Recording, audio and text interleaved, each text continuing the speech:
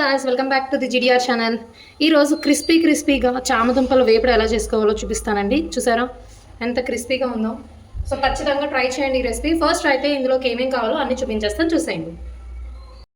చామదుంపలు తీసుకున్నానండి, అవి నీళ్ళల్లో వేసుకుని బాగా ఉడకపెట్టుకోండి. ఒక 80% వరకు ఉడకనిస్తే సరిపోతుంది. ఇలా అన్నీ ఒలిచేసుకున్నాం కదండి. ఇప్పుడు దీన్ని కట్ చేసుకోండి. మరీ చిన్న పీసెస్ కింద కట్ చేసుకోవద్దు, ఇలా ఈ సైజ్ పీసెస్ కింద కట్ చేసుకోండి. ఇప్పుడు ప్యాన్ పెట్టుకోండి. ప్యాన్ అనేది హీట్ అయ్యాక ఇందులోకి ఆయిల్ వేసేసుకోండి. ఆయిల్ అనేది హీట్ అవుతుంది కదండి. ఇప్పుడు ఇవన్నీ కూడా ఇందులో వేసేసుకోండి. మనకి ఇవన్నీ కూడా మంచిగా ఫ్రై అయిపోయినాయని, సో ఇప్పుడు ఇది తీసేసుకుందాము. ఇలా తీసేసుకుని ఒక ప్లేట్లో వేసుకొని పెట్టుకోండి. ఇప్పుడు దీనికి మనం తాలింపు వేసుకుందాం.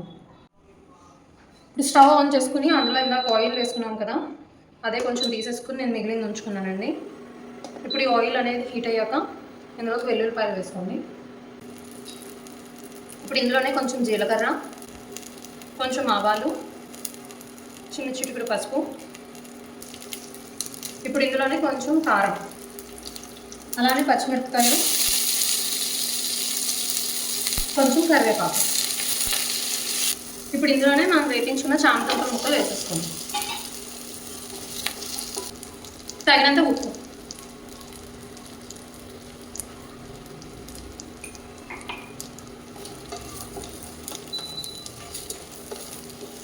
అంతే, మన చామదుంపల ఫ్రై రెడీ.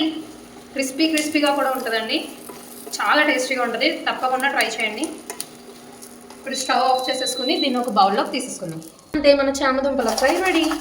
చూసారా ఎంత క్రిస్పీగా అనిపిస్తుందో, చూసారా ఎంత క్రిస్పీగా ఉందో.